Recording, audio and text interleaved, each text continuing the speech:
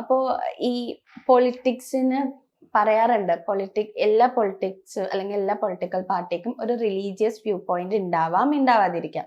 പക്ഷെ ഈ മതവും കൂടെ പൊളിറ്റിക്സിലോട്ട് കലർത്തുമ്പോഴാണ് കൂടുതൽ പ്രശ്നങ്ങൾ ഉണ്ടാകുന്നേ എന്ന് തോന്നിയിട്ടുണ്ടോ? മതപരമായിട്ടുള്ള ചിന്തകൾ വളർത്തിയത് ഞാൻ നേരത്തെ സൂചിപ്പിച്ചതുപോലെ ഇവിടെ ഭരിച്ച സർക്കാരുകളാണ്. അവരുടെ രാഷ്ട്രീയമായ നേട്ടത്തിന് വേണ്ടിയിട്ടാണ് നമ്മുടെ ഭാരതത്തെ വിഭജിച്ചതുപോലും മതാടിസ്ഥാനത്തിലാണ്.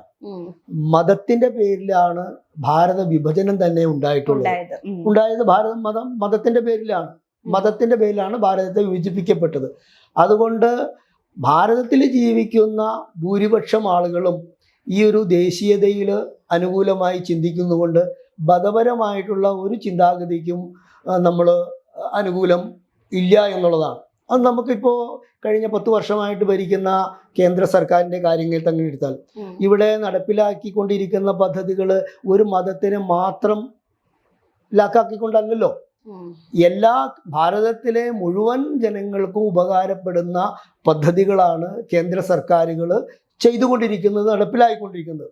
പക്ഷെ പലപ്പോഴും അങ്ങനെ അല്ല എന്ന് ഇപ്പൊ സർക്കാർ തന്നെ പറയാറുണ്ട്, ഞങ്ങൾ ആരെയും ടാർഗറ്റ് ചെയ്യാറില്ല എന്ന്. പക്ഷെ പലപ്പോഴും വരുന്ന ആൾക്കാരിലേക്ക് എത്തുന്നത് ഒരു മതത്തിന് മാത്രം ടാർഗറ്റ് ചെയ്തുകൊണ്ടാണ് പല കാര്യങ്ങളും സർക്കാർ വെക്കുന്നതെന്നും അങ്ങനെ ഒരു പൊളിറ്റിക്കൽ അജണ്ട എന്നുള്ള രീതിയിലാണല്ലോ. ആ ചോദ്യത്തിൽ തന്നെ അതുണ്ടല്ലോ, പൊളിറ്റിക്കൽ അജണ്ട. ആ പൊളിറ്റിക്കൽ അജണ്ട വെച്ചുകൊണ്ട് പ്രവർത്തിക്കുന്ന രാഷ്ട്രീയക്കാരുടെ നേട്ടത്തിന് വേണ്ടി അവർ തെറ്റായ പ്രചരണം നടത്തുന്നത് ഭൂരിഭാഗം ജനങ്ങളും അതിനെ അനുകൂലിക്കുന്നു അല്ലെങ്കിൽ വിശ്വസിക്കുന്നു എന്നുള്ളത് കൊണ്ടാണ് അങ്ങനെ മാറുന്നത്. അതങ്ങനെ അല്ലാതെ വരുന്ന സമയത്ത് ഇതിനൊക്കെ മാറ്റം വരും. ഇപ്പോ ഈ അടുത്ത് നമ്മുടെ ഇന്തോ പാക് യുദ്ധം നടന്നല്ലോ. അപ്പൊ അതും ഒരു മതമാണല്ലോ തുടക്കം ഇട്ടത്.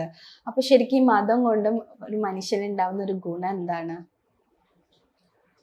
ഇപ്പോൾ ഉണ്ടായ നമ്മുടെ പാകിസ്ഥാനുമായി നടന്ന അക്രമത്തെ കുറിച്ചാണോ ചോദിച്ചത്? പാകിസ്ഥാനുമായിട്ടുള്ള ആക്രമണം അല്ലെങ്കിൽ അവർ ചെയ്തത്, അവർ ഈ ഭാരതത്തിൽ മതപരമായിട്ടുള്ള അല്ലെങ്കിൽ വർഗീയമായിട്ടുള്ള ചിന്താഗതികൾ വളർത്തുന്നതിനും മതപരമായി ഭാരതത്തിൽ സംഘർഷം ഉണ്ടാകണമെന്നും ചിന്തിച്ചുകൊണ്ട് പാകിസ്ഥാനിലെ ഭീകരവാദികൾ നടത്തിയ ഒരു കടന്നാക്രമണം, ഒരു അക്രമമാണ്. ഒരു മതത്തിൽപ്പെട്ട ആളുകളെ മാത്രം തിരഞ്ഞു പിടിച്ചുകൊണ്ട് അവരെ ആക്രമിച്ചാൽ ഈ ഭാരതത്തിൽ നിലനിൽക്കുന്ന ഈ ഏറ്റവും ഐക്യം നഷ്ടപ്പെടുത്താൻ സാധിക്കും, അങ്ങനെ ഞങ്ങൾക്ക് വിജയിക്കാൻ സാധിക്കുമെന്ന അവരുടെ തെറ്റായ ധാരണയുടെ ഫലമായിട്ടാണ് അത്തരം ഒരു ഭീകരവാദികളോട് പരിശ്രമിച്ചത്.